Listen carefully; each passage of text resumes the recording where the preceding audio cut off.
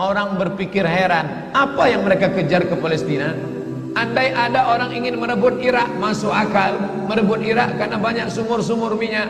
Andai ada mau ekspansi ke Kuwait, masuk akal, karena sumur minyak di Kuwait banyak. Kenapa kembali ke Palestina? Ada apa? Tanah yang tandus, tanah yang kering kerontang. Mereka ingin membuat sebuah negara dengan keyakinan akan turun Mesias, sang juru selamat yang dijanjikan oleh Tuhan, dengan syarat orang-orang Yahudi mesti kembali ke negeri yang dijanjikan Tuhan. Yang kedua, Mesias sedang menunggu. Mesias melihat ke bawah. Kalau dia tengok di bawah masih banyak gurun pasir, dia tidak mau turun. Dia ingin melihat hijau. Kalau sudah dibentang karpet hijau, baru dia turun ke bawah. Maka yang dimaksud dengan hijau itu adalah ditanami tanaman-tanaman hijau, penghijauan yang luar biasa. Dan ketika Israel masuk ke Palestina, mereka ambil tanah itu, mereka hancurkan rumah orang Islam, mereka buat tembok panjang. Penjara terbesar dan terpanjang di dunia adalah Palestina. Mereka kurung orang Palestina. Mereka buat tembok beton yang tinggi, panjangnya 700 km lebih. Dari Pekanbaru kita lihat, Anda menuju Medan Sumatera Utara 600 km. Mereka membuat tembok tinggi 700 km. Bayangkan, umat Islam terisolir dan mereka tanami hijau-hijau. Makanya Allah berkuasa, Allah mau tunjukkan kuasa, lalu Allah buat tanaman hijau itu menyala. Dalam pokok yang hijau itu menyala beberapa bulan yang lalu. Heran orang, Allah mau menunjukkan kekuasaannya. Kalian tidak mau tolong Palestina, aku yang akan menolongnya. Tanaman yang hijau yang mereka tanam itu tiba-tiba terbakar. Tidak ada yang bisa mematikannya. Sampai-sampai reporter wartawan Amerika mengatakan, tidak ada yang bisa mematikan kebakaran ini kecuali Tuhan, karena Dia yang membakarnya. Mengerti keadaan kita zaman sekarang. Jangan sampai dikatakan Palestina bukan urusan kita. Ini kan masalah politik. Indonesia ya Indonesia, Palestina ya Palestina. Antum tidak mengerti masalah dunia. Palestina adalah masalah umat Islam. Subhanalladzi asra bi'abdihi.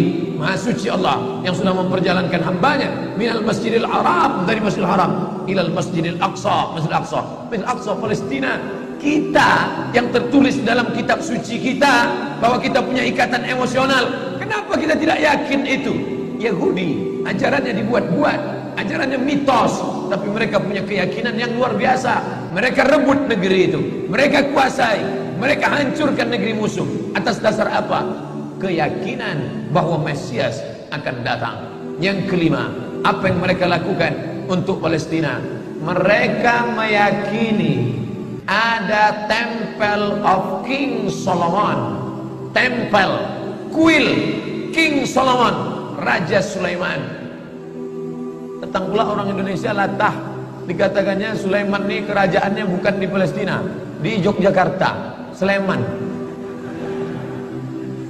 Kata dia, King Solomon itu punya tempel kuil, dan Temple of King Solomon letaknya pas di bawah Al-Masjidil Aqsa. Apa maknanya?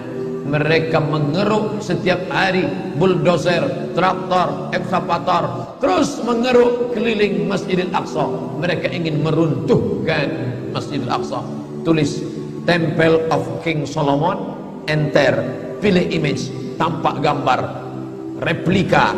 Inilah kerajaan Sulaiman yang ada di bawah Masjidil Aqsa. Akan mereka naikkan. Mereka sudah bangunkan rumah kecil replikanya, seperti orang Riau membuat rumah replika, rumah Melayu Kampar, rumah Melayu Siak, rumah Melayu Bengkalis. Di mana rumah itu? Di Purna MTQ. Anak-anak kita kalau mau tahu bagaimana rumah Melayu Kampar, bagaimana rumah Melayu Siak, bagaimana rumah Melayu Pelalawan, pergi ke sana. Sebagiannya ada, sebagian tak ada, entah kemana perginya. Tapi mereka membuatkan itu. Inilah dia replika kerajaan Temple of King Solomon. Artinya apa? Mereka ingin menghancurkan Al-Masjidil Aqsa berkeping, sampai akhirnya disitulah nanti kemarahan umat Islam. Entah marah entah tidak, melihat gayanya tak marah. Mau kalian hancur-hancurkanlah. banyak lagi urusan kami sibuk dengan ini. Tapi akan ada hamba-hamba Allah, la tazulu fi ummati ta'ifatun min ummati, akan tetap ada sekelompok umatku yang memperjuangkan agamaku, kata Allah Subhanahu wa taala. Yang terakhir, yang kelima, akan turun Mesias. Kapan itu terjadi? Ketika terjadi perang besar. Sebetulnya dalam agama Islam sudah dituliskan yang dimaksud dengan Mesias itu siapa. Kata Imam Al-Hafiz Ibnu Hajar Al-Asqalani dalam Fathul Bari, yang dimaksud dengan yang dinanti-nanti mereka itu adalah Dajjal. Dajjal itulah sesungguhnya yang sedang mereka nanti. 70,000 Yahudi wara'ad Dajjal. Ada 70,000 Yahudi yang akan berada di belakang Dajjal ketika dia turun nanti. Makanya tiap hari, tiap petang kita berkata, Allahumma inni a'udzubika min azab jahannam wa min azabil qabri wa min fitnatil mahya wal mamat wa min syarri fitnatil masihid Dajjal. Dajjal itulah yang sedang mereka tunggu. Dajjal itulah yang sedang mereka nanti-nantikan. Kita menantikan kedatangan, dia pun juga menantikan akan kedatangannya. Bedanya apa? Mereka meyakininya dengan semangat mereka luar biasa. Mereka bangkit. Umat Islam percaya. Padahal tiap hari dia katakan sebelum salam, Allahumma inni a'udzubika min adzabi jahannam wa min adzabil qabri wa min fitnatil mahya wal mamat wa min syarri fitnatil masihid dajjal. Tiap hari dikatakan, tiap hari diucapkan. Tapi dalam hati, betul tak Dajjal datang? Entah iya entah tidak.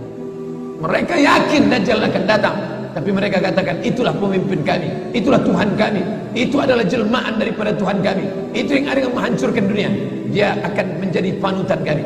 Kita berkata itu musuh kami, tapi kita pun ragu entah musuh entah tidak. Oleh sebab itu kita minta ampun kepada Allah atas kurangnya iman kita. Subuh ini kita bangkitkan semangat kita, tapi yang datang kepada, kenapa Allah tidak menolong? Katanya Allah itu maha kuasa. Cukup dia teriakkan saja, malaikatnya satu berteriak, pecah gendang telinga orang Yahudi, mati. Cukup dia tiupkan angin sejuk, terhirup, mati.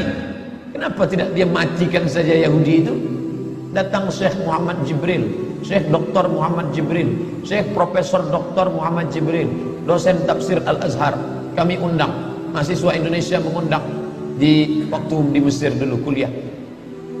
Lalu saya tanya, Assalamualaikum Syekh. Ya, kaum Ad binasa, kaum Samud binasa, kaum Midian binasa, kaum Iram binasa, kaum Fir'aun binasa. Kenapa Allah tidak membinasakan Israel ini? Senyum Syekh Muhammad Jibril. Apa kata dia? Ya beni, anakku, seandainya Allah membinasakan Israel ini, lalu apa yang tersisa untukmu?